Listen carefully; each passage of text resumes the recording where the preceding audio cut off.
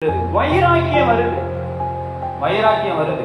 பவுல் இந்த ஊழியக்கார மனுஷனுக்கு என்ன வருதுன்னா, எப்படியாகிலும் சுவிசேஷம் போகணும், சத்தியம் போகணும், தேவனை அறியாத, தேவனை கேள்விப்படாத ஜனங்களுக்குள்ள இந்த இயேசு உள்ள போகணும்.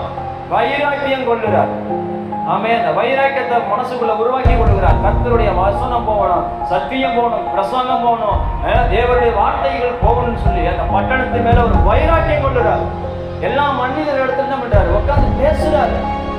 உட்காந்து எல்லா இடத்துலயும் பேசுறாரு. பாருங்க, நீங்க இவ்வளவு காரியங்களை செய்றீங்க, இவ்வளவு பண்றீங்க. நான் சொல்ற கடவுள் பெரியவர், நான் சொல்ற தெய்வம் பெரியவர், நான் சொல்ற தெய்வம் வானத்தை பூமியை உண்டாக்குறவர், என்னை ஆள்கொண்டவர், என்னை படைத்தவர், என்னை உருவாக்கின தெய்வம் அவர் மிகவும் பெரியவர் என்று சொல்லி வருகிற மனிதர்கள் மத்தியில், இந்த பட்டணத்தில் உள்ள ஜனங்கள் மத்தியில் என்ன பண்றாராம்? வசனத்தை சொல்றாரு, சத்தியத்தை சொல்றாரு. பவுலுக்குள்ள ஒரு வைராக்கியம் வந்தது, பவுலுக்குள்ள ஒரு வாஞ்சை வந்தது, ஒரு விருப்பம் வந்தது. இயேசுவை பத்தி சொல்லணும், இயேசுவை பத்தி அறிவிக்கும் ஒரு வைராக்கியம் வருது அந்த மனுஷனுக்குள்ள. நம்மளுக்கு வைராக்கியம் வருதா? இயேசுவை பத்தி சொல்லும் போதே நம்மளுக்கு கூச்சம் வருது. இயேசுங்கிற பேரை சொன்னாலே நம்மளுக்கு வெக்கம் வருது. இயேசுவின் பாடலை சொன்னாலே, இயேசுவின் வார்த்தைகளை சொன்னாலே சில பேருக்கு என்ன பண்ணுது? வெக்கம் வருது. பைபிளை கொண்டு வரதுக்கு சில பேருக்கு வெக்கம், சில பேருக்கு வெக்கமா இருக்குது.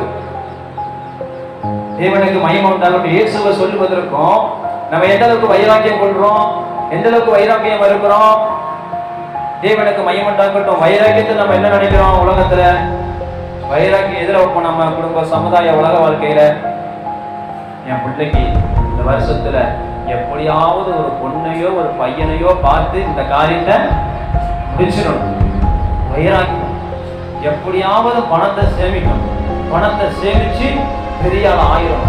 வைராக்கியம். கார் வாங்கணுங்கிற வைராக்கியம், பைக் வாங்கணுங்கிற வைராக்கியம், மனம் வாங்கணுங்கிற வைராக்கியம், நகை வாங்கணுங்கிற ஒரு வைராக்கியம், உடம்பு எடுக்கணும், மாமனார் வீட்டுக்கு போகணும், மாமியார் வீட்டுக்கு போகணும், அங்க போகணும், இங்க போகணும்னு சொல்லி பல விஷயங்களுக்குள்ள, உலக காரியங்களுக்குள்ள நம்ம நிறைய காரியங்கள வைராக்கியம் வைக்கிறோம்.